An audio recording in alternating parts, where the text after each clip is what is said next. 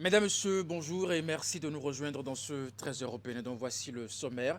Un plan contingent spécifique pour les réfugiés de Materi est en cours d'élaboration. C'est un document de la Commission nationale chargée des réfugiés sous le financement du Haut Commissariat des Nations Unies pour les réfugiés qui va permettre de mettre en place des mesures de préparation et de réponse pour faire face à toute situation de crise. Ensuite, nous ferons un tour dans les communes de Ouidah et de Grand Popo pour s'enquérir de la situation réelle qui prévaut. Avec le dragage du lac Ayemé, les populations riveraines se plaignent de l'occupation des espaces précédemment destinés à leur activité de subsistance. Les images assurent dans un instant. Puis enfin, la coordination communale du bloc républicain de Boukombe a organisé en fin de week-end dernier une grande compétition de pétanque regroupant les communes de la 3e circonscription électorale, à savoir Boukombe, Kobli, Materi et Tanguika.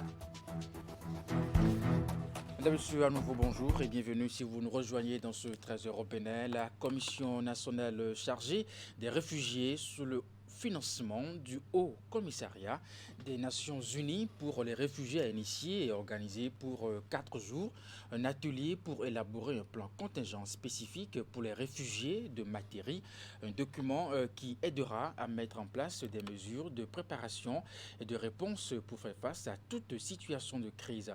À la fin de l'atelier, les participants doivent être aguerris quant aux moyens de bord à la résolution de certains problèmes liés aux réfugiés.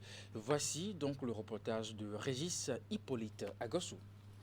Après les attaques djihadistes du Burkina Faso, plusieurs familles ont quitté leur pays pour le Bénin et plus précisément dans la commune de Materi où elles vivent comme des réfugiés. Même si le gouvernement avait très tôt œuvré pour leur accueil, installation et leur survie, il était important d'élaborer un document spécifique pour la gestion de cette situation. C'est l'objectif du présent atelier qui se tient à Natitengu. Cet atelier a été initié pour traduire dans les faits la vision du gouvernement de respecter les droits de l'homme, de les promouvoir et d'offrir un asile de qualité aux réfugiés qui vivent au Bénin. Durant 4 jours, en effet, les participants à cet atelier seront sensibilisés sur le cadre juridique national et international de protection des réfugiés, une initiative du gouvernement béninois à travers la Commission nationale chargée des réfugiés, soutenue par le Haut Commissariat des Nations Unies pour les réfugiés. Le HCR Dakar, on est en train de travailler étroitement avec le gouvernement. On va faire une sorte de coordination entre les agents divers de gouvernement et aussi les autres agences onusiennes pour accueillir les réfugiés qui viennent ici. Par cet atelier, le gouvernement entend anticiper les situations. Il ne faut pas se laisser surprendre par les situations. Il faut anticiper, il faut se préparer. Et c'est ce que le gouvernement a compris. Nous sommes dans cette optique de prévention. Et vous savez que le gouvernement actuel, c'est un gouvernement de méthode. C'est un gouvernement qui refuse de naviguer à vue. Et donc, nous avons été fortement encouragés par notre ministre. L'occasion de la cérémonie d'ouverture de cet atelier a permis aux autorités communales et départementales de se réjouir pour cette initiative. C'est l'occasion pour moi de remercier le HCR pour avoir financé l'organisation du présent atelier. Je voudrais vous rassurer que le gouvernement continuera d'apporter son soutien matériel, technique et financier à la protection des réfugiés à travers la mise en œuvre de ce plan. Je me réjouis de l'organisation de cet atelier. Je garde l'espoir que l'avènement de ce plan entraînera l'avènement d'une nouvelle ère de réfugiés épanouis. En plus du document qui sera élaboré, chaque participant devra, à la fin de cet atelier, avoir une idée de ce qu'est un réfugié, décrire et contextualiser les normes, principes et directives humanitaires et de protection pertinents. Je vous l'annonçais en titre, un tour dans les communes de Ouida et de Grand Popo pour s'enquérir de la situation réelle qui y prévaut avec le dragage du lac Ayémé. Les populations riveraines se plaignent justement de l'occupation des espaces précédemment destinés à leur activité de subsistance. Mais sur le terrain, on constate un effort remarquable de l'entreprise en charge des travaux pour alléger les peines des populations. Je vous propose de suivre ce reportage de William Cliquant pour en savoir un peu plus. Le dragage du lac Ayémé est un besoin exprimé par les populations environnantes depuis des lustres. À la décision du gouvernement béninois d'entamer la phase pilote du projet, des habitants de certaines contrées, pourtant informés au préalable, ont estimé être perturbés par les impacts des travaux. Pour raison, l'occupation d'anciens espaces constitués d'étangs piscicoles et de terres salines pour la réalisation de ce projet. Certains de ces milieux sont pourtant inappropriés aux activités qui y étaient implantées et d'autres servent désormais de sites de refoulement du sable extrait du lac, construit selon les exigences réglementaires. Ces sites sont des domaines pouvant accueillir de nombreuses infrastructures pour le développement des localités. Bien conscientes de ces avancées imminentes, les populations affectées étaient toujours réticentes dans un premier temps en raison des conséquences de ces travaux en cours sur leur quotidien. Des préoccupations que l'entreprise Chèque a érigées en priorité en trouvant d'importantes solutions. Jusqu'à 70% des ouvriers qui travaillent sur notre chantier ont été recrutés dans ce milieu. Cela aussi a augmenté, a amélioré leurs revenus. Dans les villages voisins, nous avons mis des digues, des partados pour protéger les populations contre les sédiments dragués pour que les populations ne soient pas inondées. Nous avons aussi fait des dons de riz, de maïs pour les soutenir parce qu'une partie de leur activité économique est brûlée. Et nous avons aussi mis à disposition une barque motorisée et ce n'est pas seulement, nous n'allons pas nous arrêter là, mais à l'avenir, nous allons continuer à faire des dons à la population. Les riverains comprennent de plus en plus les impacts temporaires dus au dragage du lac, convaincus des retombées à long terme. Reconnaissante à l'endroit du maître d'œuvre, l'entreprise chinoise Chèque, pour les efforts, les populations entendent mieux accompagner la poursuite des travaux.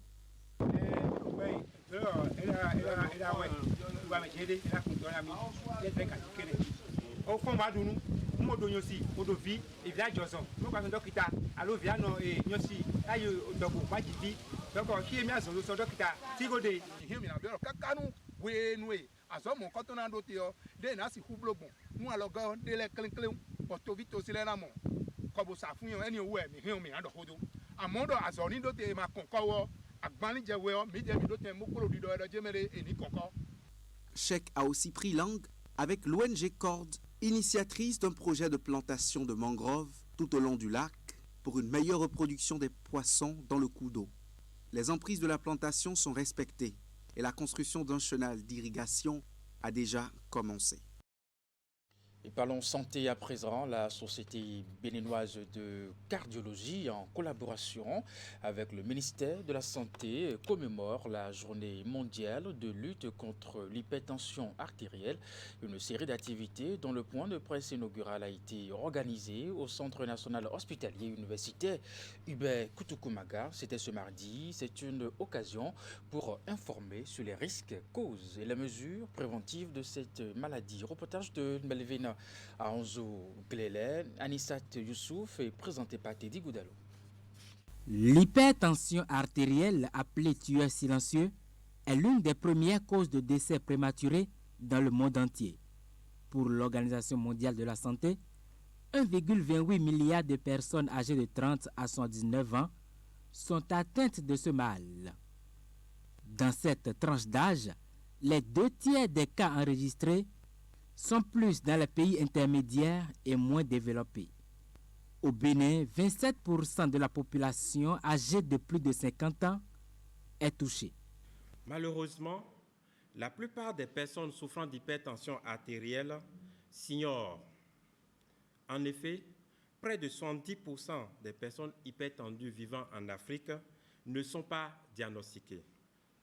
Parmi ceux dont le diagnostic est posé, plus de 70% ne sont pas traités.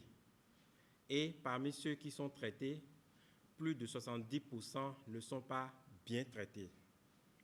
Et cette situation, qui peut être décrite comme un drame, est due à la méconnaissance de la maladie par la population et même certains agents de santé. Selon les spécialistes de santé, cette maladie présente dans l'organisme humain multiplie les risques de paralysie, d'insuffisance cardiaque et rénale.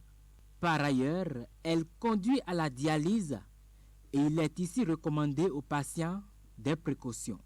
Le volet préventif s'adresse à tout le monde, que l'on soit hypertendu ou non. À ceux qui ne sont pas hypertendus, il faudra appliquer ces moyens-là pour ne pas devenir hypertendus. Et chez les patients qui ont une hypertension artérielle, il faudra prendre des médicaments. Mais ces médicaments ne se prennent que sur ordonnance médicale et ce traitement-là est à vie. 4 grandes activités marquent l'édition 2022 de la Journée mondiale de lutte contre l'hypertension artérielle au Bénin. Une sensibilisation, un webinaire, un dépistage au profit des usagers du marché d'Antokpa et un jogging prévu pour le 29 mai prochain.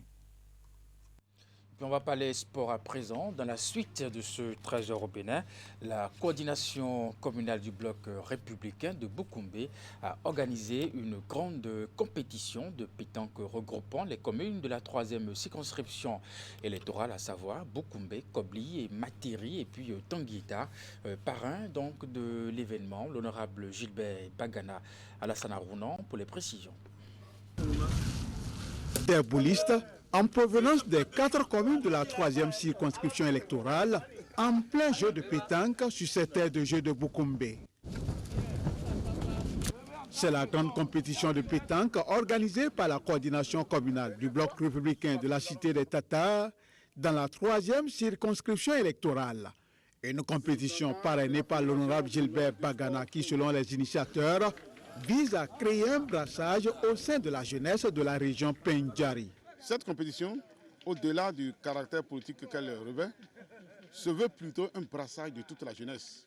Car nous avons constaté un vide où les jeunes n'ont souvent pas l'occasion de se rencontrer, de causer, de jouer et de partager de belles idées, si ce n'est que les joutes électorales, ou au contraire, ils ne font pas un véritable brassage. Je vois aujourd'hui les jeunes venir pour jouer, c'est tellement très important. Et je remercie le comité d'organisation que je préside et tous ses membres. Repartis en 20 triplettes, les équipes en compétition ont rivalisé de justesse à travers les éliminatoires, ensuite les quarts de finale, demi-finale et la grande finale.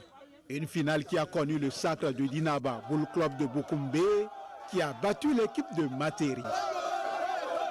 Vraiment, c'est très bon, nous sommes contents et nous voulons que cela continue. Il y a l'honorable M. Bangana, je lui dirais de continuer dans cette directive pour encourager les jeunes de la Takora de la 3e circonscription. Pratiquant et très amoureux des sports boules, le parrain de l'événement se dit satisfait de la compétition qu'il entend d'ailleurs rééditer l'année prochaine. Le coordinateur m'a toujours sollicité depuis 2 ans. Mais on a besoin de toi. Vraiment, nous, on n'a même pas le matériel pour le sport. C'est vrai, ce jeu, c'est un jeu très bon, mais son matériel coûte. J'ai dit, président, au lieu que je t'envoie 2 trios de boules professionnelles, et si on se retrouvait ensemble, il dit là, il a saisi la balle au bon, il a organisé cette compétition où il est organisateur, il m'a sollicité comme parrain. Je dis, si je viens à Boukoumbe, sans penser aux autres communes, mes parents, mes frères, mes militants vont me lyncher. Je dis, on organise un truc ensemble et chaque commune part au moins avec du matériel professionnel. Gagner ou pas gagner, chaque commune serait gagnante. En plus du trophée et une enveloppe financière de 50 000 francs CFA offerte à l'équipe championne, chacune des équipes ayant pris part à la compétition est retournée au bécail avec un lot d'équipements de pointe, une attestation de participation et une enveloppe financière.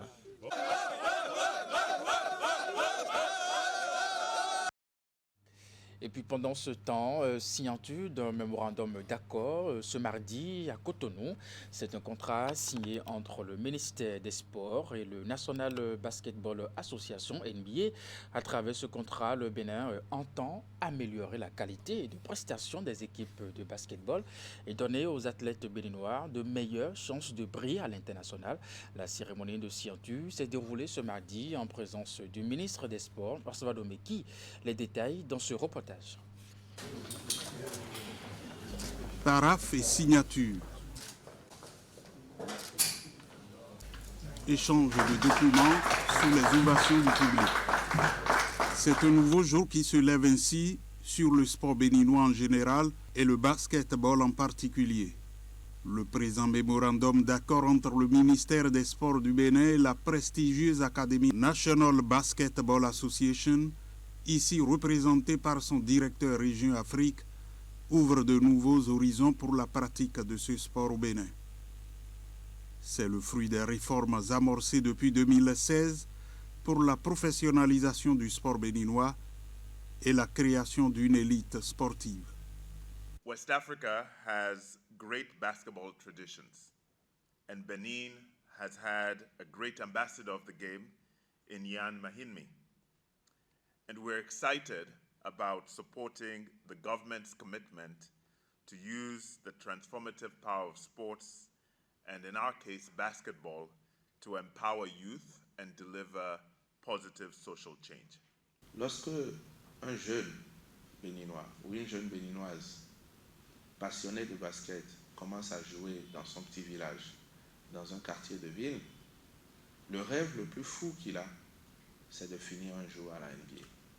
Et donc ce que nous voulons faire, c'est donner l'opportunité désormais à tout jeune béninois, quelle que soit la ville ou le village dans lequel il est né, quelle que soit la condition de vie de sa famille, de ses parents, lui donner l'opportunité de croire en son rêve et de le réaliser. Le Bénin, je l'ai dit, sera le meilleur dans tous les sports, mais il faut se donner les moyens de l'être. Le sport a ce site particulier que quand on se prépare, quand on se donne les moyens, quand on est discipliné, on finit toujours par obtenir les performances. Le Bénin a décidé de marcher avec les meilleurs au monde pour tutoyer les icônes internationales du sport en hissant ses athlètes sur le toit du monde. Et le ministre Osvaldo Meki reste convaincu que les performances sportives des athlètes béninois ne relèvera plus du hasard, mais sera plutôt le fruit d'un travail acharné, rigoureux et méthodique pour des résultats probants et durables.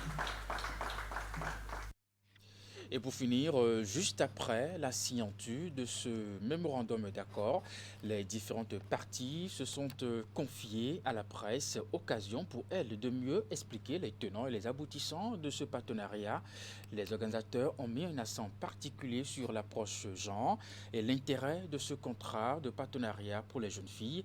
Voici un extrait des déclarations recueillies au cours de la conférence de presse. Un gouvernement qui a vraiment la volonté de développer leur pays,